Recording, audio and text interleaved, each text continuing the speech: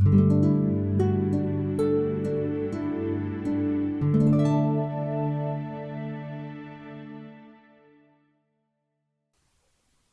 to Lesson 2 of Singularity Sanctuary's course on ethics and technology. 3 ways to decide what's right. In our previous lesson, we learned that ethics means character, and that it doesn't come naturally but must be learned, and that learning it is especially important in our age of increasingly powerful and accessible technologies. Throughout history, some of our best minds have determined different ways of thinking about what makes our actions right or wrong. Ways of thinking that we still use today, often shifting from one to the other without giving any of them much thought. But those who have given them much thought, mostly philosophers, have grouped these ideas into 3 basic ethical frameworks. The first is rule-based ethics, officially called deontological ethics, from the Greek word ontos, meaning is, referring to the idea that a certain act is always right or wrong no matter what. Some rules are simply made never to be broken, regardless of their outcome. You never lie, you never steal, you never intentionally break the law, and so forth. The obvious strength of this approach is its moral clarity. Rules give us firm boundaries, especially when our own emotions or incentives try to pull us off course. And when we find ourselves in an ethical quandary, we don't have to waste time figuring out what we ought to do. We just turn to a long-established rule and stick to it. But rule-based ethics can also be too rigid. Rules don't always fit well with complicated or novel situations, especially when new technologies create circumstances no one anticipated when the rules were initially established. The second ethical framework is outcome-based ethics, often called teleological ethics from the Greek word telos, meaning end. Here, the morality of an action is judged by its ends, that is, its consequences. The right action is the one that produces the greatest overall benefit, or the least harm, or the best outcome. This way of thinking may feel especially intuitive in our technological world. We measure impact, efficiency, scale, and optimization. We run experiments. We look at the resulting data.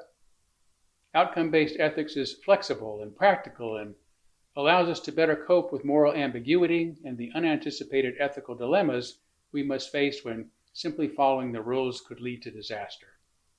But it also has a serious weakness. If we're not careful, focusing on the ends rather than the means can allow us to justify almost any choice we make. If the outcome is our only moral priority, then how we get there might not matter much at all. Morality can quickly become a simple mathematical problem, leading, for example, to utilitarianism, always acting in ways that create the most good for the most people. This moral heuristic may look good on paper, but what of the lesser number of people such an action leaves out or causes to suffer? Do we pull the lever on a railroad track, causing a runaway train to kill one person in order to save dozens? Or do we leave it alone? And what if the one person on the track is destined to find a cure for cancer that will save millions? Gandhi once said, "I do not believe in the doctrine of the greatest good of the greatest number. It means in its nakedness that in order to achieve the supposed good of 51%, the interest of 49% may be, or rather should be, sacrificed." This leads us to another problem with outcome-based ethics. Who decides what the outcome should be and for what reasons? And once they are established, don't the desired outcomes just become other rules? Like we must always seek the greatest good for the greatest number, for example? If rule-based ethics concentrates rigidly on the always right thing to do, and outcome-based ethics on the relative best thing to do, a third ethical framework, virtue-based ethics, focuses on something far more personal than either.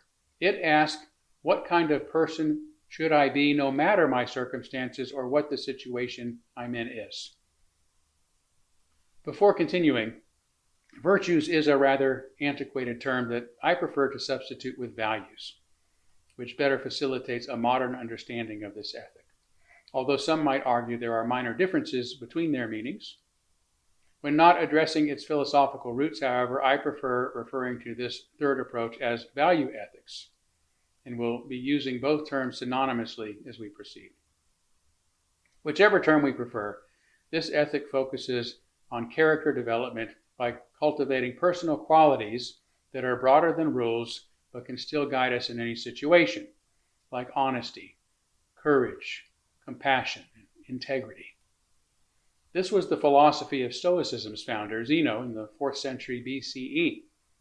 Zeno considered virtue to be the greatest good because it is the only thing that is useful in all circumstances. All else is indifferent, he said. This means whether an outcome causes us to prosper or to suffer ought to be of no consequence to us, so long as we adhere to the broadly applicable virtues that make us who we are. Zeno's short list of virtues were wisdom, courage, justice, and temperance.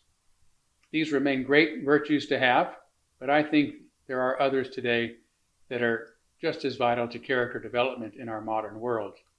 We'll get to these in another lesson. The more important point now is that we ought to consider all of these frameworks and choose which one we believe is best and for what reasons.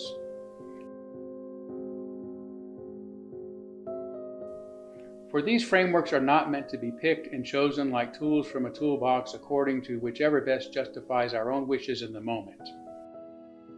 Doing so makes us morally flighty, shifting standards depending on pressure, advantage, or convenience. Instead, we should choose which to us makes the most sense to live by, then strive to live within its framework, in order to be and become ethical. I say become because our ethics tend to evolve over time, precisely because ethics is a perennial problem that can never be wholly answered. Early in my life, I was more of a rule-based ethicist. Later, I became outcome-based. Today, I practice virtue ethics in what we might call character-building ethics. Why? Because I found this system best enables me to take advantage of the strengths of both rule-based and outcome-based ethics while avoiding some of their pitfalls. Virtue ethics goes beyond both of these by focusing on character development rather than rules or outcomes. As I said in our previous lesson, character is the part of us that remains reliable and true no matter what circumstances we're in or what choices are before us. It's what's true of us even when we are alone. Our character reflects who we really are. As such, our character is what holds our ethical reasoning steady.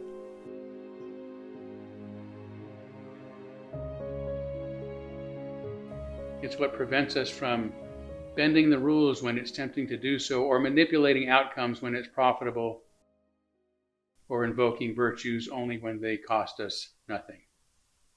Without character, other ethical frameworks easily become instruments of rationalization. With character, they become our constant guides. Character doesn't eliminate moral complexity, but it gives us moral continuity. It anchors our decisions in who we are and committed to being, not merely in what works, what's allowed, or what benefits us personally. In the technology ecosystem, this distinction is crucial.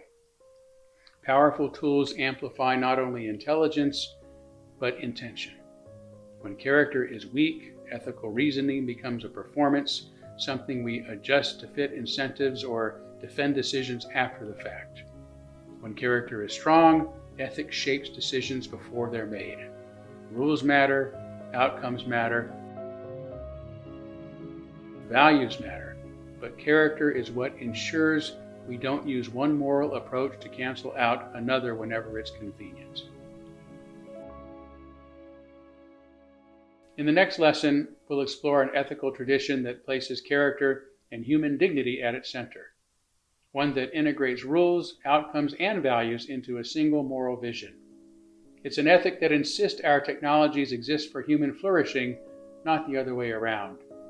And in an age of exponential change, when so much is spinning around us, this may be the best focal point to hold us steady.